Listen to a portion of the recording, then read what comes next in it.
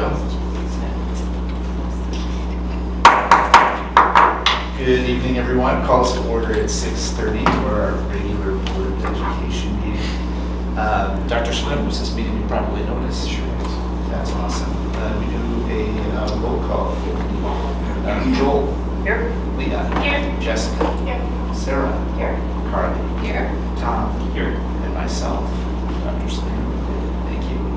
Let's all rise and say the pledge.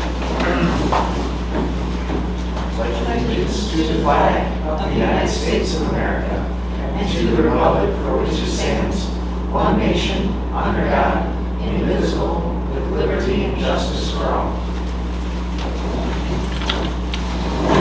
Any volunteer to read the mission statement? I can read it. The Mount Horeb Area School District, in partnership with the community, is dedicated to nurturing, educating, and challenging all students, preparing and empowering them to be productive, responsible, and self-fulfilled members of society. Awesome, thanks, Tom. Item 2, we got agenda and minutes. Do we have a motion to either accept the agenda as stated or move anything around? Second. Motion by Jessica, seconded by Carly. All in favor? Aye. Any opposed? Motion passes. Next up, approval of our June 16th regular board and executive meeting minutes. Motion to approve. Second. Motion by Joel, second by Jessica. All in favor? Aye. Any opposed? All in favor. Item 3, addressing the board, citizen comments. You didn't see any summer crowd. 3B school news. Dr. Slim, would you care to lead us off? Oh, I'd be happy to. A couple of items for you. I have 4 that I've been thinking about. Today was the first day of our second summer school session. And kids were back, ready to learn. It was really great to have them back after having been off for this past week in anticipation of the 4th of July holiday. So we're grateful for that. I want to take a moment to recognize 2 students. And if your schedule happens to allow to attend, over at the Driftless Historian, it's so good to us. They're hosting 2 of our young student artists. It's called Ivory Echoes, Colorful Voices. And Josetta Donaldson and Annalie, I'm not going to say the last name right. Vic, thank you. I should know that, and I apologize, Annalie. But both those students will be recognized on the 18th of July from 5 to 7 p.m. with a nice reception for them, and you can see their selected artwork at that time. It really will be a treat. Speaking of treats, this week we're going to go live with our new website, and I'm very excited about the energy that's been put into this. It really just looks, classy is the word that comes to mind for me, easy for people to access. It goes beautifully with our branding. I love the fact that you can use the website on your telephone, your iPad, or your computer without any issues. And this has only been possible as a result of some work being done by Miss Aubrey Hanks and Mrs. Chelsea Hedges and a number of keynotes. I think you're going to really enjoy it. Wednesday, are we doing this? Tomorrow. Like I said, tomorrow morning. We did change it, didn't we? My feeble-minded attempt to reconcile the dates. Yeah, tomorrow we're going to go live. This is going to be great. So check back to our new website, maybe around noon. You'll see a nice treat. And then I wanted to take a moment just to brief the community. I know the board has been so interested in following the updates to the state legislature. We now have a budget biennium passed for 2025 to 2027. And that was signed into law, I want to say, very early Friday morning, 2 o'clock in the morning, just because of some issues that would have impacted some federal decision-making around hospitals in particular. In short, the takeaway, in my opinion, there's 2. The first of which is the governor's $325 per pupil expense was not given to schools directly through state aid. It's going to have to be levied through our normal process. And with the upcoming August 11th annual meeting, which I invite all those listening to this meeting to please consider coming, their community meeting on the budget, that will be very important. And then the second takeaway to all of this is with regard to special education funding. You might remember that we as a school district spend about $4 million a year annually out of our Fund 10, our general fund, to offset added expenses to special education. And each year, we receive a percentage back on that. And this year, Scott, I want to say we're somewhere in the neighborhood of low 30s. Yes, I'll just say that. Yeah, somewhere in the low 30 range. And keep in mind that the expense reimbursement that we get for the 2024-25 school year, we don't get that money until 25-26, typically at the end of the year. But we're pleased to announce that an agreement has been made that the reimbursement rate will eventually get to 45%. So go from 32%-ish to about 45%-ish by the 2027 budget year is very promising. The difference in this, and for those listening in, is that there's no guarantee. They put up, the state has $500 million to ensure this extra cost that would be disseminated back to school districts. However, there's no guarantee that they'll eventually get to 45% of the reimbursement rate, because it's what they call a sum certain amount, S-U-M, certain, which means that if you have more people that apply for that money than there is $500 million, that's a certain amount of money. There's not any extra money that goes into it. So what that means for us is oftentimes that 45% will be something less than 45%. I think we're supposed to be at 36% right now under the current model. And as you know, I've just mentioned, we're in the low 30s. So it's really hard to prognosticate. It's really hard to budget on something that A, doesn't come to us until a year after, after the school year's over with. And then being a some certain amount, not a some sufficient amount. This runs concurrent with what you may have been reading about in the local paper about the Department of Education and funding being frozen. So at the state level, we can conceivably be in a really good spot. Not a really good spot, we're in a better spot. But at the same time, with the federal government questions about freezing any non-Title I and any non-IDEA funds, special education funds, could really wreak havoc on school district budgets all throughout the state. Typically, we know what our amount is from federal allocations by this time, and we just don't. And so, all this to say that this is a very critical time in our school finance office for a variety of reasons, those that I've just shared with you. But then, secondly, to remind folks that we have an audit coming up here next week. And we've always done such a super job on that audit, and that's a collective effort under the leadership of Scott DeYoung. But that also means our turnaround time on trying to get projections, accurate projections, based upon some numbers that have yet to come to fruition in time for August 11th will be a push. But we'll get her done.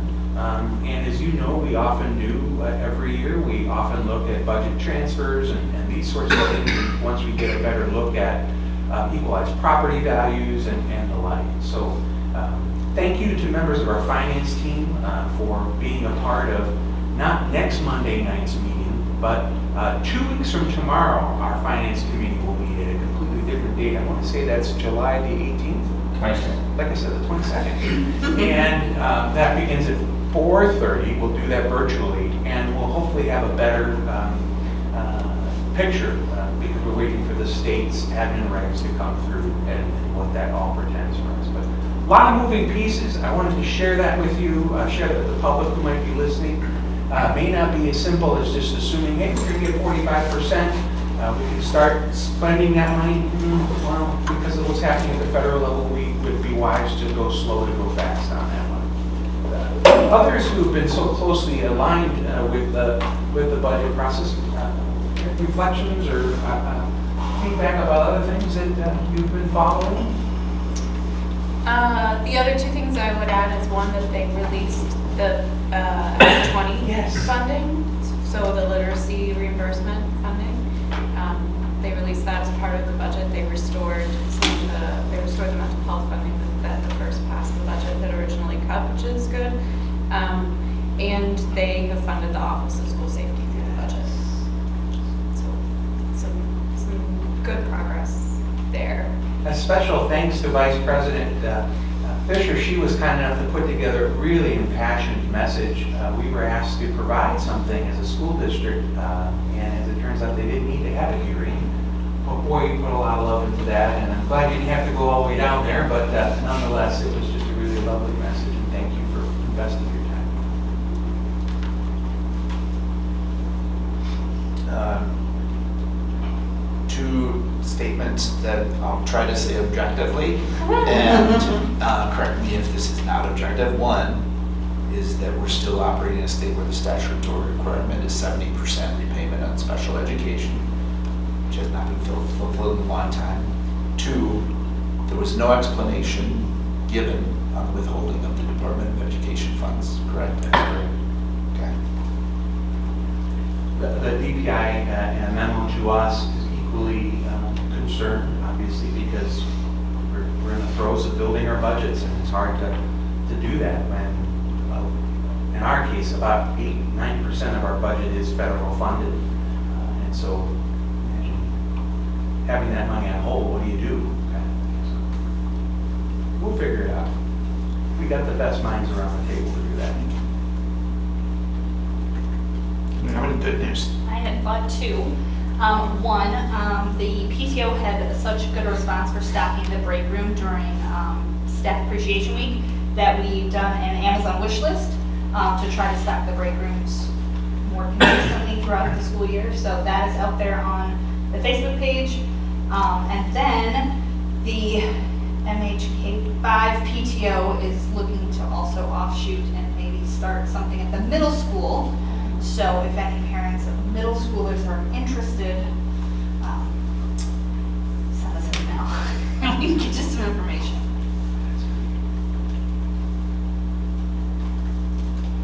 I went to the CISA 2 annual meeting, which was lovely.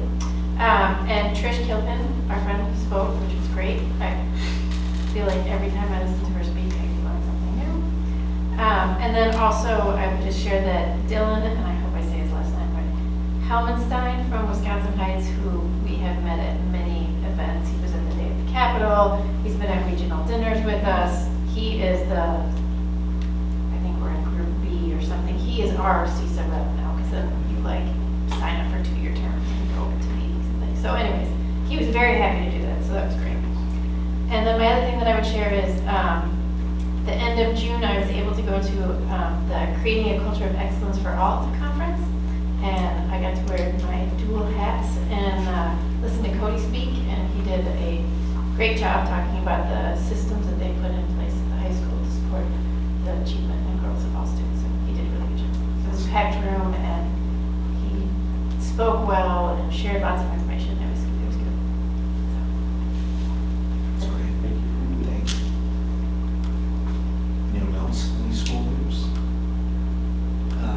Cars 2 is showing. Thursday night. Thursday Let's hope we don't have rain night Yeah, tonight.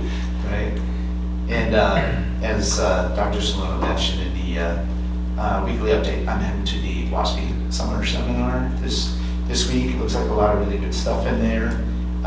Some sessions on finance, which will be interesting to see if there's any more gleanings from that, which I'll share back with the group. Also communication, just in a general subject of community engagement, essentially communication. And there's a lot of stuff on for new board presidents, so watch out.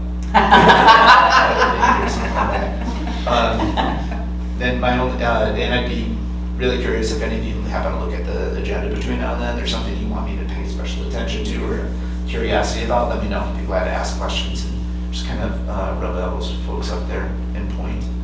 And then my one other thought was just in talking and being on the grad party circuit for the last month, so many great compliments to the district about the process of these seniors coming through and all the special attention and the experience that they're given. I know a lot of other districts do a really good job, but wow, like ours, people just were so happy with the experience. It was really cool.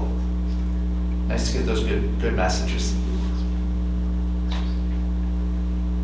Any other school news? No. All right. Item 4, personnel transactions. Board members, there is an addendum this evening.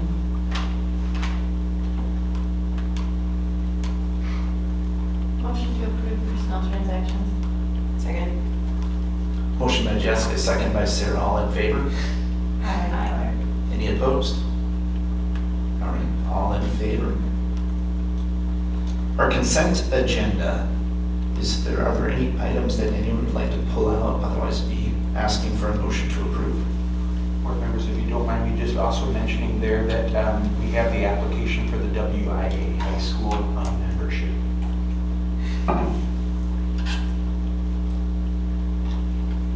Motion to approve consent agenda. Second. Motion by Jessica, second by Carly. All in favor? Aye. Aye. Any opposed? Motion passes. On to discussion items, committee member reports, BGT. Tom? Yeah. So Buildings and Grounds, we met on June 23rd, and Scott DeYoung was nice enough to give a presentation because Ryan was on vacation. We talked a little bit about the end of the year, and kudos to all the drivers that took on extra routes because of all the field trips and sporting events and everything else that was going on. Also, great job to the drivers and the families that had to deal with a lot of road construction towards the end of the year. It added some time to some of the routes and some problems, but bus drivers handled it well and families did as well, so thank you to everybody. August 15th, the Department of Transportation will do their inspection of our buses, so the bus garage staff is meticulously going over everything to be ready for that. Staffing as of right now looks good, but there's always a chance there could be a few last minute changes to that. On the electric bus side, we're 90% installed, and the bus is currently at the dealer because it needs to have a couple of things done to meet our specs, so we won't take delivery until that is completed. Hopefully that happens sooner than later. And then Dave Reed gave us an update on buildings and grounds. Summer cleaning is going on currently at all the schools, except in some of the areas where the summer school is going on. Capital improvement projects are going to begin as of July 1, so they should be started a little bit now. And we'll get an update on that by the end of July. The grounds team is staying really busy, staying out of the grass and everything else that needs to be done. And currently we have about 15 to 20 extra employees helping out, mostly students, so it's great to have that group of people on board. As far as the primary center, they're doing the geothermal test well, and the test site is in deep right field, and the grounds team will have a temporary fence, and that's about a 1-week process to make sure that that site will be good to go when we go into full construction. Mechanical and structural engineers were on site last week to see the PC in person, and surveyors came and did the lot lines at the PC, so if you see stakes with hot paint rivets on it, that is marking lines for that. And our next meeting is scheduled for Monday, July 28th, 4:30 virtually. Great. Any questions for Tom? What's the ground rule on that? If you hit into the right field here. Live ball. Get in there. Live ball. Live ball? Drum roll. Awesome, thanks. Joel, finance. We met on June 9th, I think, and we've already approved the pre-budgeted technology purchases. We approved those at the last board meeting. It was already done. We talked about the budget summary update and where we were at as of that time, and to Scott, and according to what we have seen in the past, we seem to be right on our spending targets, nothing new or too unusual there. There will be a couple of policies tonight that we'll review as a full board related to how we go about spending federal dollars, if they're there, and how we go about procuring and spending dollars from a local perspective, or not procuring, procuring bids, that kind of stuff, and spending dollars at the local level. As already mentioned, we're going to meet again on July 22nd after the audit has been not officially completed, but the work has been done, and we have a preliminary opinion from our auditors in terms of our financials, so we'll be able to review those, and that'll go into bring us into the budget meeting, or the annual meeting coming up already in August, so goodness gracious. That's it. Awesome. Any questions for Joel? Jessica, safety and wellness.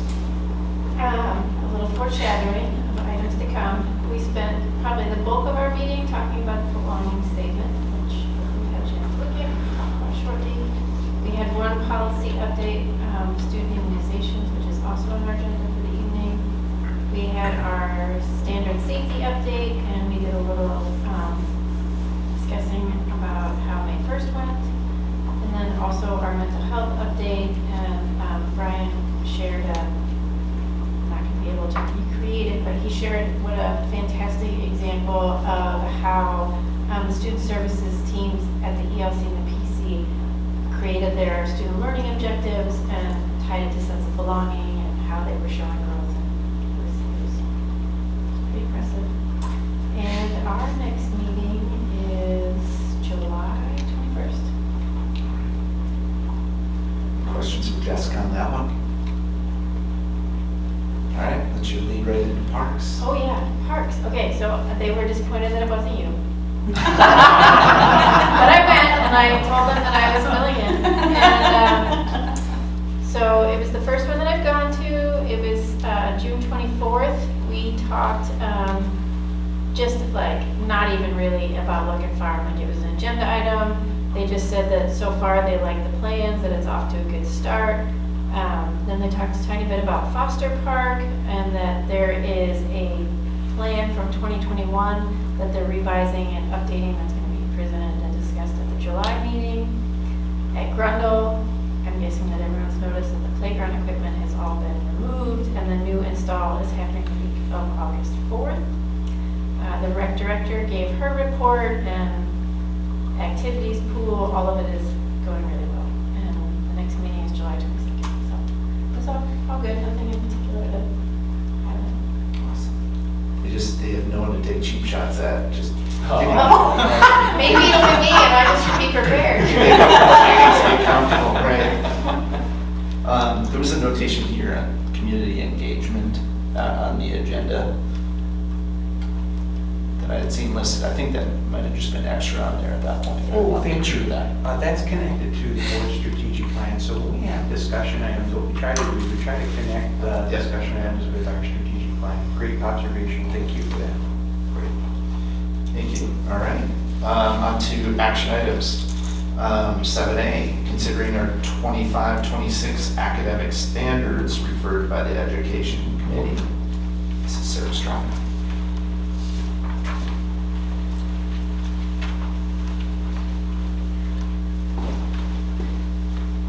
Each year, first action, the board reviews the academic standards that we base our work off of, base our resources off of.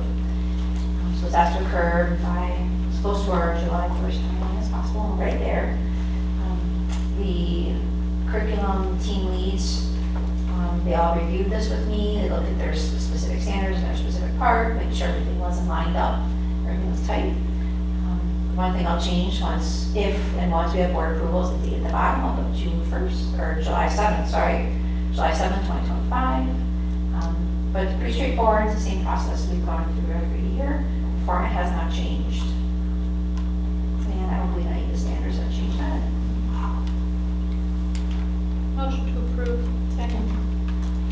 Motion by Leah and the second by Jessica. All in favor?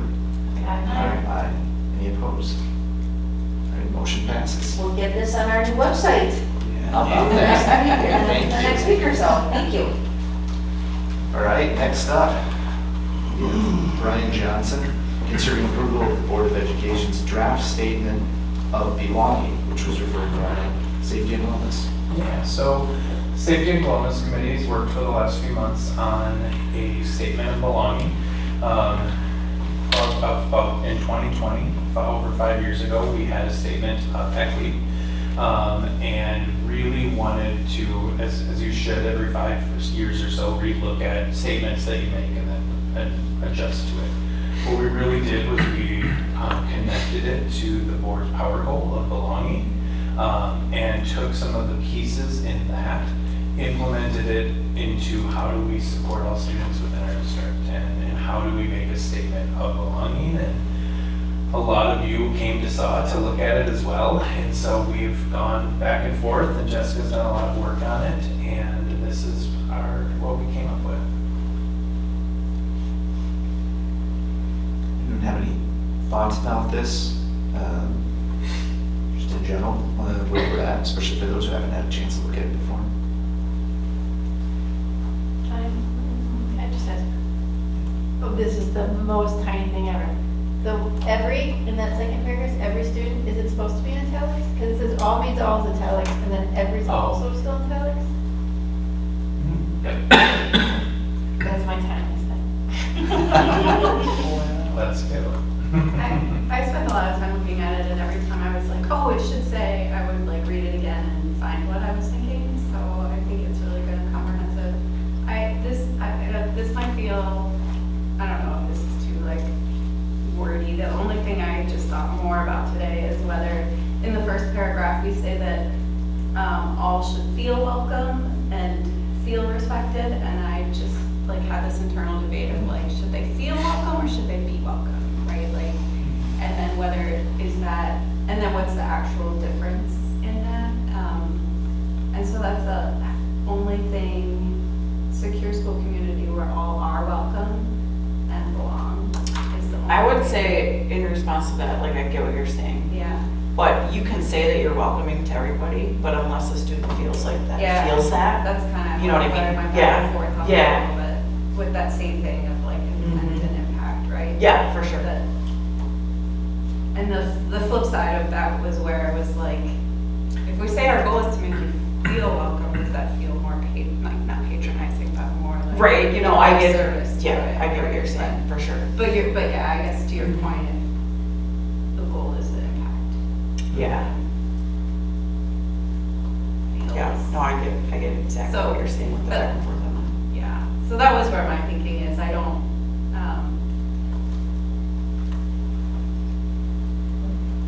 feel particularly strongly about changing it. It's just kind of where I was thinking. that. Could you We do could like have- where students are welcomed and feel welcome, like how can you convey both, you know, maybe, We you know? could say where all are welcome and feel welcome, period. Yes, And then that they belong kind of falls into the second sentence anyways, because it says yeah, feels respected and part of the school community. We could say where everyone feels respected, I don't know, part of the school community kind of means the same thing as belong. I don't know. yeah.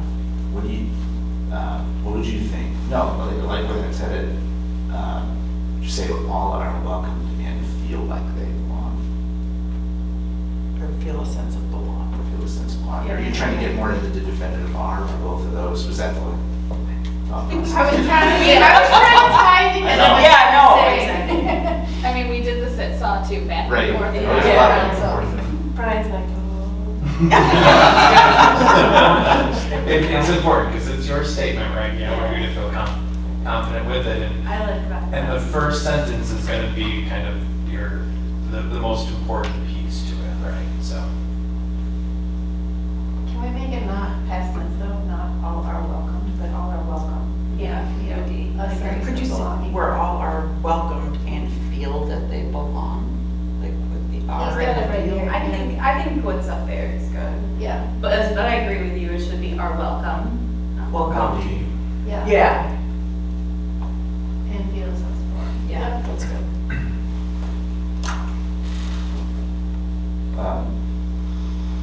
And one very minor thing on number 4, I was thinking that the way that that's written, the verb would be promotes instead of promote, because you're talking about development. Does that look right to people? Yeah, that makes sense. Yeah, that's right. Big picture on this, Brian, can you kind of reset, reground in how this statement, like how this will be used and when it'll be brought out and refreshed for people? Yeah, I think that this really was on a center page of our website, as this is what we believe in. What kind of has happened in the past few years, and I've heard it from multiple new staff members, is they actually went to what does the board believe, and then that helps them be reassured to take a job in Mount Horeb, right? Like, I believe in this, and I want to know that the people I work for believe in it as well. And so I think that it gives a sense of what you believe in as a board, so that we can promote as a district. And so I think that we'll do that. It's when we give our update to the staff, it's going to be brought up that this is a revised edition, and it'll be talked about. So I think that it just will be in a lot of things that we do moving forward. What I like about this one is that it not only states like what we believe, but how we're gonna work on it, like the specific things that we're doing. Right. Does anybody, the last 2 words with purpose seems completely ambiguous to me. What if we replace that with accordingly?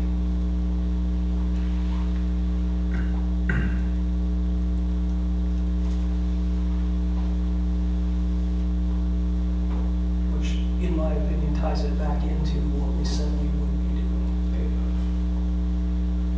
I like that. And I don't, that's not a hill I'm gonna die. No, I like that. I like that. Yeah. Because that's our commitment as a board. Yep. Yeah. And then in that first sentence, together these actions reflect our unwavering commitment, should it be to provide? Seems a little, to Yeah. provide an inclusive and responsive learning environment for the student.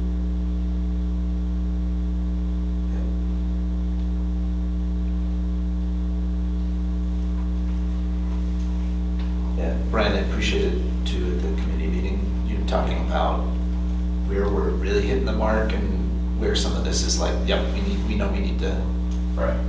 continue focusing on it. Right, and I think that's where the last sentence is really important, right? We know that this is an ongoing journey, and we're going to keep trying to get better and better. It isn't a sprint, right? It's the marathon that we're committed to, and that we're going to keep making progress over and over and over again. So, I appreciate your work and your really kind of diving into the specific wording and making sure that it's right for what you believe in and how we can move forward as a district. Any further discussion from the group on this one? Otherwise, we'd entertain a motion to approve this statement of belonging. I will make a motion to approve as revised. Second, third. Motion by Sarah, seconded by Jessica, third by Leah. All in favor? Aye. Any opposed? All right, motion passes. Great, thank you. Thanks, Brian. Keep you here for approval of policy 453.2, student immunizations, also referred by Sal. So if you had a chance to review this, there's a lot of changes. And so this took us a couple meetings that saw it to kind of go through each piece. A lot of it's taken directly from the law. So like that second paragraph, right? That isn't, Ryan or CJ or Christie's words, right? It's right out of state statute. And so Christy and CJ and I kind of did our first delve into it. So school nurses are reviewing it and kind of talking about what we're doing as a district. So We also took out some of the friendly, like, we believe, right? Like, this is the facts. Fluff and stuff. Fluff and stuff, yep. And then went through it, and then we moved a big section of it to at midnight, right? Because it doesn't all have to be policy. And so some of the sections are there, and then it just kind of clarifies what kind of happens and what we do.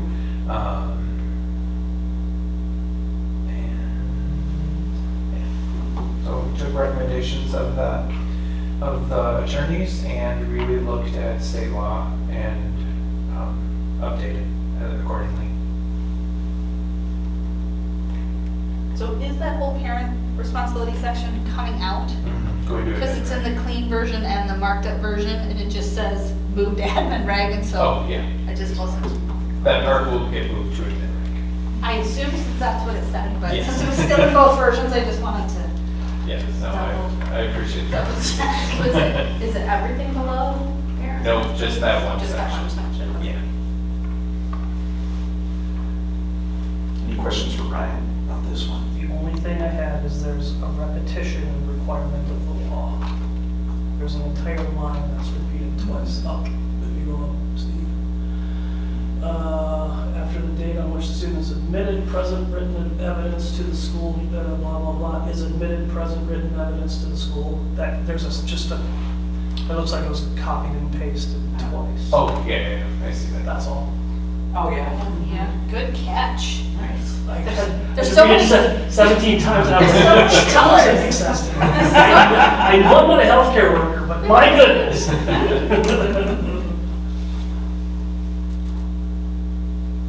Good catch.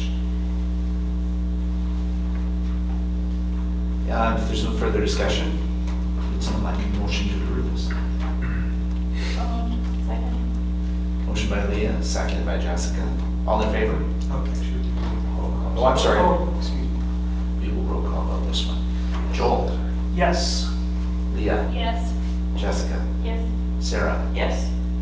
Carl, Yes. Tom. Yes. I'm also a yes. Excellent, motion passes. Thank you very much. Thank you. Great, now we've got two policies coming up from Mr. Scott Dion. First one, first reading on both of these, which means that we could either continue further discussion for our next meeting or go to a roll call vote, if so inclined. First one is considering revisions to board policy 658, cost principles, spending federal funds. Okay, so everybody's favorite topic.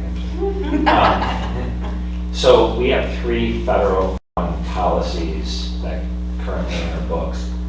This is one of the 3. And the vast majority of the information in here is directly from law.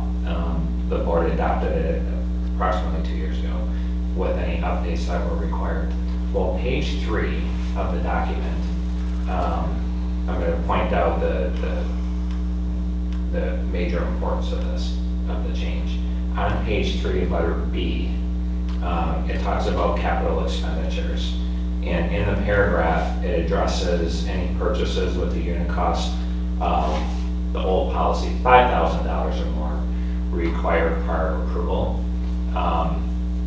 At a workshop that I attended back in May, as well as just shouting out to our auditors, because I know we won't see them until next week, both entities, the presenter and our auditors recommended that we change it from 5,000 to 10,000. Reason being is you'll see it in the next policy that we'll talk about in a minute.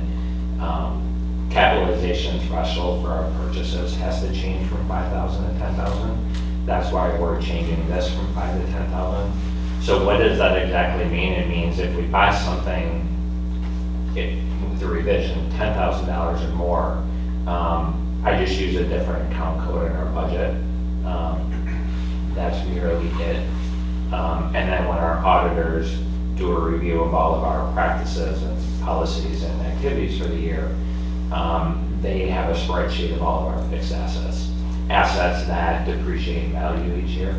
And that capitalization threshold now makes the 10,000 consistent with where the federal government is on having it be 10,000. So it really doesn't change a whole lot in terms of what we do day in and day out. I just need to work with my team to make sure that things are coded correctly in the budget.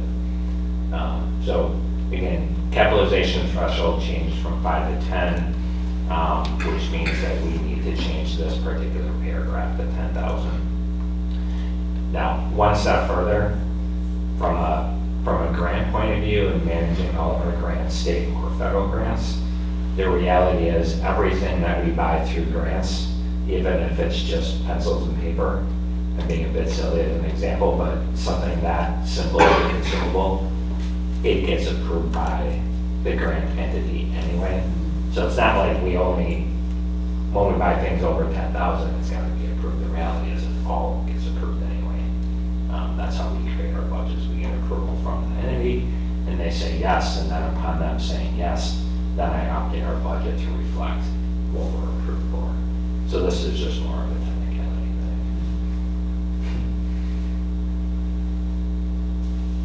Any questions or discussion for Scott on this one?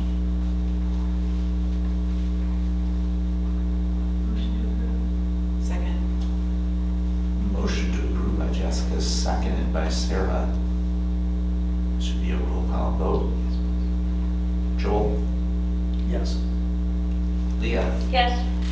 Jessica? Yes. Sarah? Yes. Carly? Yes. Tom? Yes. And I'm also a yes. Thank you for that. When I see our auditors next week, I can say thank you. So that's awesome. But thank you. I know it doesn't sound like much, but it is. Okay. Yeah. You could have gone right into the next one. Board policy 672, purchasing. Okay, a lot of revisions in this one.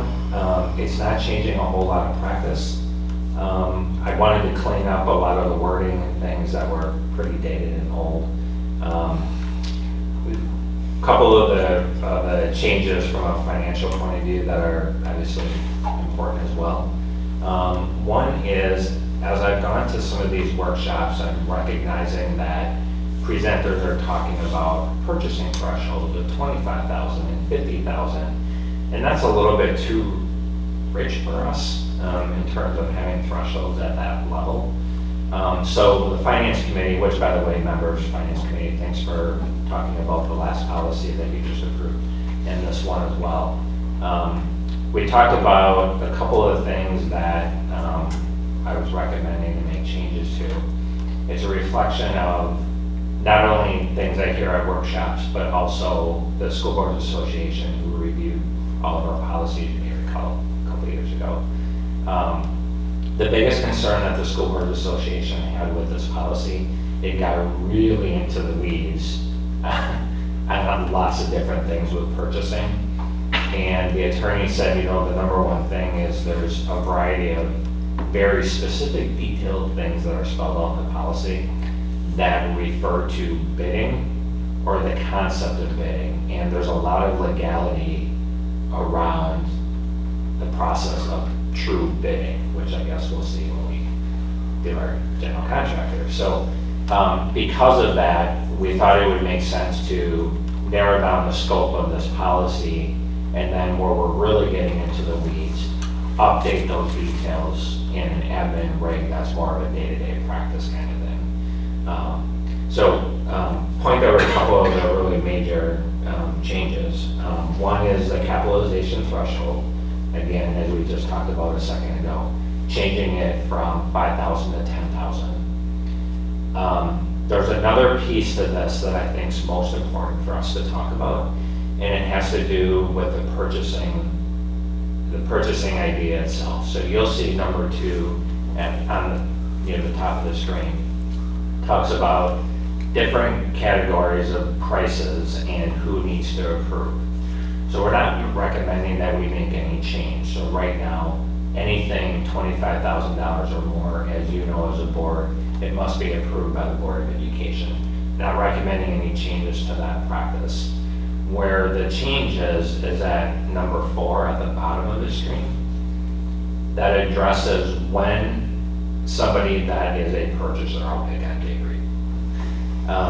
If Dave needs to make a purchase and it's something that is currently greater than 5,000 currently, he would need to go out and get pricing from 3 different vendors. Now, it doesn't mean that vendors will always return with a price, but he needs to contact 3 vendors requesting a price for whatever it is he needs to purchase. This change would change it not to 25 or 15,000 like my example a minute ago. It would change it from 5 to 10,000. It would make us stay consistent with our capitalization threshold of 10,000. And as pricing has gone up over the years, it tends to be pretty difficult sometimes, especially in some of the worlds, like I guess Dave's a good example, of almost being able to do anything for, under 10,000 if it's something that's, more of a building oriented type thing. So this would be, we're not changing our practice up at the top of the screen. We're really just suggesting for people that are responsible for making purchases that they would be obligated to contact 3 vendors with a price point of 10,000. Again, it used to be 5,000. It's been that way for quite a while. So we had some good conversation at finance. Certainly I'd love to hear your thoughts on it. The vast majority of the rest of the policy, which is a lot of cross out, is just getting into a lot of the weeds of purchase orders and things that just It's kind seem of like to get getting rid silly. of the fluff. And What's that? Kind of getting rid of the fluff. Yeah, trying to Sort of get- making it more direct to what Yeah, needs to be I should addressed. have had you talking. Like we move much of this into an admin reg. That would make sense, okay. And thank you for scrolling down, because I think number 9 is still really, really important for us, that we attempt to continue to involve local vendors, which, That maybe should be changed to vendors. what's that? It should be local vendors, not local. It should be vendors. local vendors, yeah, I thought we made that change. Number 11 is important, because number 11 ties our purchasing procedures back to both state and federal uniform grant guidance. So while not all of the money that we use are tied to specific grants, a lot of the money that we do spend is still tied to state and federal government.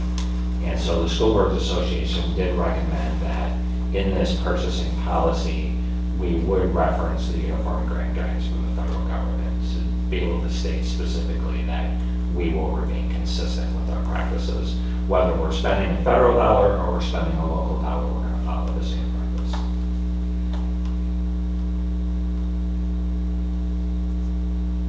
Any questions?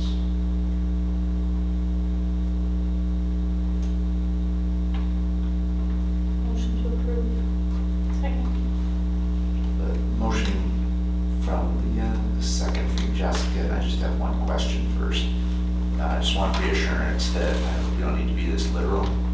The part up top where it gives the dollar amounts and who is responsible for it, there's something that sits funny with me with must be approved by, like it's a command, like there's no consideration, it's just must be approved by.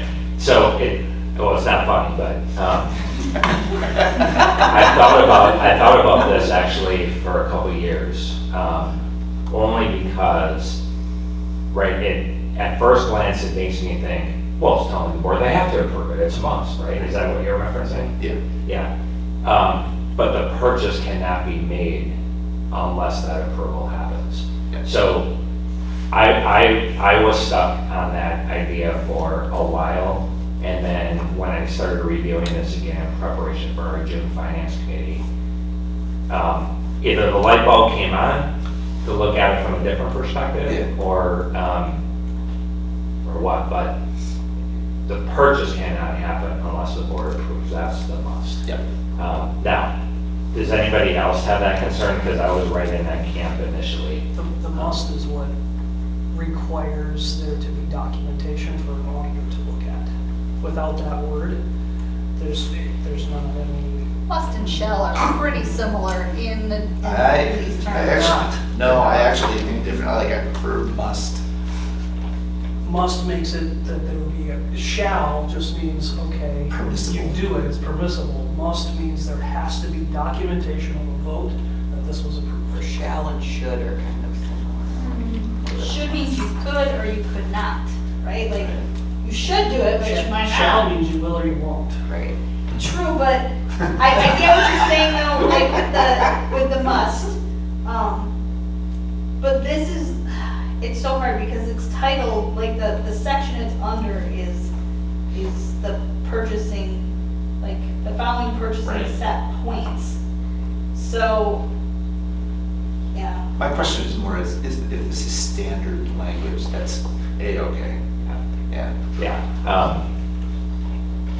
I agree, and the purchase cannot exist. There is no purchase.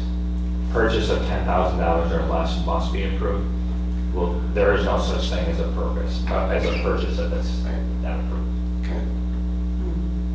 It- Thanks for It's This is totally. a fantastic question. I was hung up on that for a long time. So if I'm an employee and I go to my principal and I'm like, hey, I want us to buy this thing, it's $10,000. Like, do we have the concept of like purchase requisitions and all of that? Like, could the principal come back and just be like, no, rejected? Like, do we have like an approve and reject process?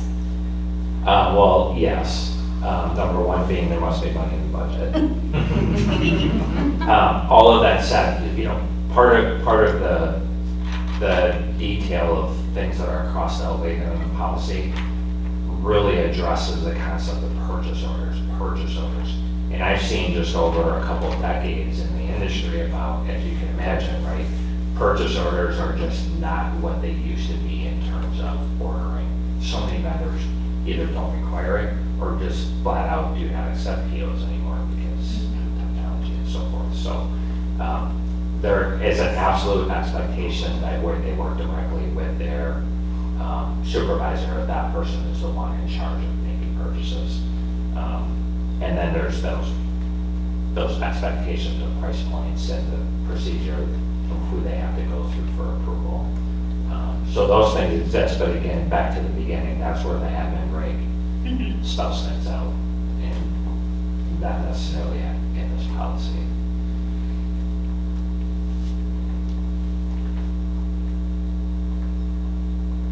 All right, we have a motion on the table. Any further discussion? Another roll call vote. Joel? Yes. Leah? Yes. Jessica? Yes. Sarah? Yes. Carly? Yes. Tom? Yes. And I'm a yes. Motion passes. Thanks for listening, everybody. Yeah, thank you very much. And our final action item tonight, considering approval of school resource officer memorandum of understanding with the Village of Mount Horeb. Dr. Salerno. Yes, good evening again, board members. As you may recall, every 3 years, our Board of Education policy calls for us to revisit our relationship with the village around having a school resource officer. Pleased to tell you that this is our third now iteration as we've gone through 2 successful cycles with a school resource officer. I don't think you need me or anyone else to tell you how fortunate we are to have this model in our district, especially in light of May 1st, but even in addition to May 1st, the relationships that are forged between our school resource officer, in this case here, Officer Rosemeyer, and our young people and their families and our staff were really well laid out by this board back in 2019. And what we'd like to do, with your permission, is to continue engaging with the village to really keep this model in place and save any changes to dates and the like, keep the same model in place in terms of shared costs in the process and how we go about operating. And so I've begun the process of at least setting the table with Chief Barrett as well as Nick Owen, the village administrator, and the village administrator, assuming that there can be some consensus to move forward. Don't know if we need actual action tonight, but maybe just consensus that you direct your superintendent to continue to look into this. Then this would go to the village board at their August meeting with your considerations. May I help to answer any questions about what you see there, or any thoughts about the history or the success of the program or concerns about the program for that matter? Yes, please. I have no concerns. I was just wondering, you said minus date changes, this is pretty much the same. Yes. And I wondered, I know that we talked a little bit about people records and what they have access to or not have access to. I feel like we changed it so they could have a little more access. So anyways, I didn't know if that needed to, anything related to that needed to be updated. I'm guessing not. Thank you. What we did last year, maybe about 18 months ago, provide access to Infinite Campus to not only Officer Rosemeyer, but lieutenants who are on duty, off duty, especially for when we receive Office of School Safety referrals. And this would free up and allow them to act faster. So it's really just directory data information, which is subject to disclosure anyways under public records. So we don't think there's anything that needs to be changed in terms of this language. It's just how we went about applying the practice. Great question.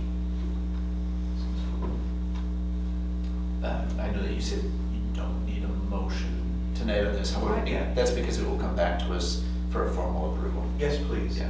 I just want to make certain that there isn't anything that the board would say, hey, have we thought about this, or we should maybe slow down here? Because I'd like to begin the process of engaging with the village.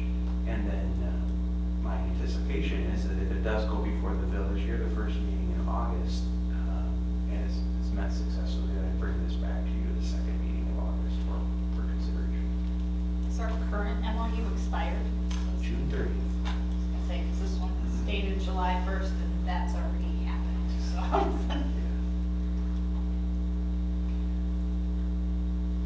I didn't see anything in here that spelled out in the event that the school would say, for whatever reason, this is not an officer we want as an SRO. Is that something that we should look to add? Yeah. Or is there a way to do that? There is a mechanism to do that, and in fact, they've been very open to feedback around the allocation of the school resource officer model and the individual who's incumbent in that. And then when we hired the SRO, we had team members who were at the table for that purpose. Again, not that there's anything with No, you're exactly right, but now's the time to ask those questions, right? Yep. I want to make sure that that's there. Because it just says once annually in the evaluation. And my only concern would be if something came up that required action before the annual evaluation. Thank you. Quarterly, Chief and I meet formally, and then also quarterly, Brian, Chief, Officer Rosemeyer, and myself meet. Perfect. Thank you for your consideration. I'm not hearing any concerns, so maybe the proverbial, okay, move ahead, it's okay by consensus. Thank you. Sounds good. Thanks. All right, that's it for our action items tonight. The schedule of the next meetings, we've got saw and full board on July 21st, that aforementioned finance committee, special night on Tuesday, July 22nd. Otherwise, do we have a motion to adjourn? So Second. Long video today. Motion by Sarah, lead one by a hair, second. Third? Third. All in favor? Aye. Aye. Any opposed? All right, we are adjourned.